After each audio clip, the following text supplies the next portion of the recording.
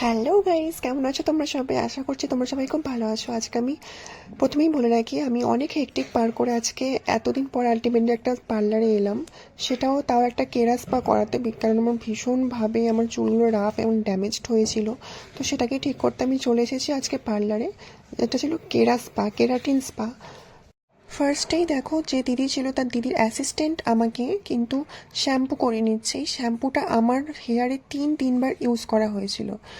তিনবার ধরে শ্যাম্পু করার পর দেন কিন্তু কেরাস্পার যে জিনিসটা সেটা আমাকে লাগানো হয়েছিল।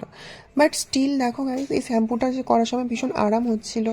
আর গাইস লিটারেলি বলছি, এই ম্যাসাজটা এত ভালো যে মানে জাস্ট আমি ঘুমিয়েই পড়ছিলাম। বিকজ অফ আমার সেদিনকে সকালে ঘুমও হয়নি। তো দ্যাটস ওয়াই আমি আরও মানে আমার চোখ লেগেই আসছিলাম, আমি ঘুমিয়েই পড়ছিলাম। জাস্ট দেখো আমার চোখ ঢুল করছে। কি বলবো, ম্যাসাজটা জাস্ট অসাম ছিল। আর স্পায়ের ম্যাসাজ তোমরা যারা যারা করেছো সবাই জানো যে কতটা ভালো হয়।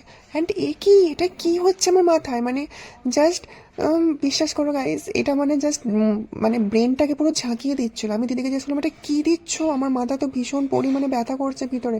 বলছে ব্যথা করছে, এটা কি কথা? এটা দিলে সবার আরাম লাগে। আমি বলছি না না, এটা আরামের কিছু জিনিস নেই। আমার মাথার ভিতরে জাস্ট মানে কি বলবো, অবস্থা খারাপ হচ্ছিল। আর এটা কি দেখো গাইজ, এটা একটা মানে লাইটের মাধ্যমে, এই লাইটগুলোর কাজ আছে। আমি দিদিটাকে জিজ্ঞাসা করলাম যে প্রত্যেকটা লাইটের কি কাজ। তখন বলছে যে এই যে স্পাটা করলাম, তোমার প্রত্যেকটা জিনিসে যাতে তোমার হেয়ার গ্রোথ ভালো হয়, প্রত্যেকটা জায়গায় যাতে তোমার স্পায়ের জিনিসগুলো যাতে বেশি বেশি করে ঢুকে যায়, তো সেই জন্য এই লাল লাইট আর ব্লু লাইটের কাজ। তো আমি তো এগুলো অবাক হয়ে গেলাম, কারণ আমি এর আগে কোনো জায়গায় স্পা করতে গিয়ে এই ইনস্ট্রুমেন্টগুলো দেখিনি। এখানে এসে এগুলো দেখে খুব ভালো লাগছে, ভীষণ ভালো লাগছে। এই জিনিসগুলো, এগুলো একটা মানে ইনোভেটিভ একটা জিনিস, যেগুলো আমি প্রিয়াঙ্কাদির পার্লারে গিয়ে পেয়েছিলাম। সো থ্যাঙ্কস টু প্রিয়াঙ্কাদি এত সুন্দর করে সার্ভিসটা দেওয়ার জন্য। বাই দ্য ওয়ে, আমি প্রিয়াঙ্কাদির নাম্বার অ্যান্ড সেলুনের অ্যাড্রেস কিন্তু লাস্টে ভিডিওতে দিয়ে দিচ্ছি, তোমরা কিন্তু সবাই দেখে নিও।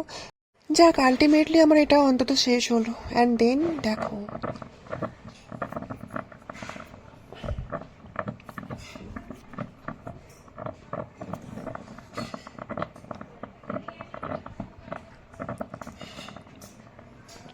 শুনতেই পেলে তোমার স্ট্রিমটার আওয়াজটা, মাথার মধ্যে একটা বড় মতো হাঁড়ি চাপিয়ে দেওয়া হয়েছিল আমার।